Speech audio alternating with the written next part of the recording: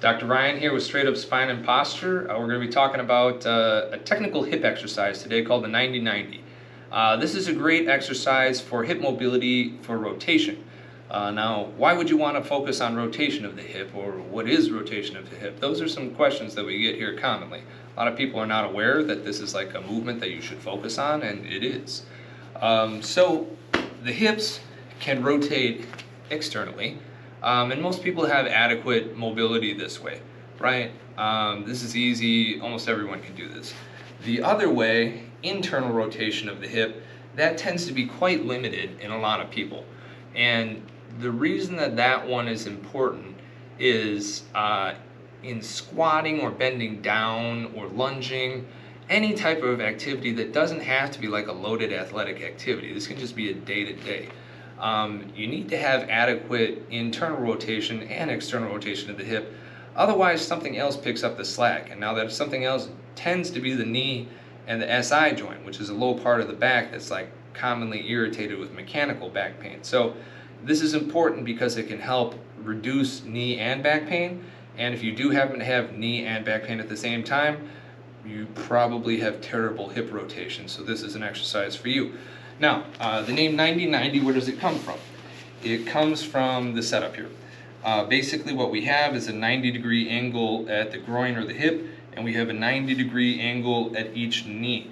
And then in this position, one of my feet is facing up and one's facing down. So we'll get both types of rotation from this, then we'll flip and do the other side and get the other. And now with the torso, ideally we could do it like so, where we use our core strength to support our torso, but that's rather hard. Option B is you could relax in your hand like so. Option kind of C is we could do this. And if that's way too hard, you could even lift the hip and do it kind of more straight-legged. So whatever your mobility level. And the exercise, there's a couple different ways that you can do it, but at its base, what we want to do is we want to lift that back leg off the ground and just hold. It's difficult.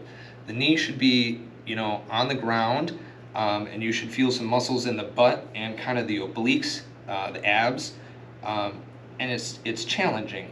And so you could do this for repetitions where we lift and we go down and we lift and we go down, or we could just do isometric holds where we just hover, and we'll work on this usually for 30 seconds to a minute. And then in the front leg, the same thing.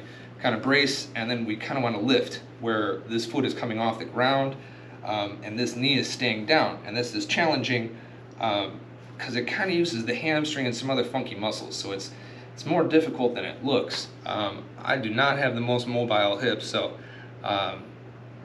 this is actually, you're looking at some progress here for me personally. Now, once we would get done with that side, we would simply switch, and then same thing. Initially, we focus on just lifting that back leg, right? Just lifting that foot off the ground and holding, right? And again, what you're gonna feel is some funky stuff here in the obliques, some butt, and some hammy muscles. And again, we could do repetitions, maybe like 10, or we might hold for like 30 seconds to a minute. Same thing in the front. We're gonna lift that guy off the ground as far as we can, which is not super far on this leg for me. And as we get better at that, again, we're gonna hold for 30 seconds, or we could do repetitions. Usually I'll go through and do each side 3 times. So, flip it one way, do it, flip it the other way, do it again. That'd be 1, flip, flip, 2, flip, flip, 3. And it's just a good general mobility exercise. There's some advancements that we can make on it. We'll talk about those in future videos.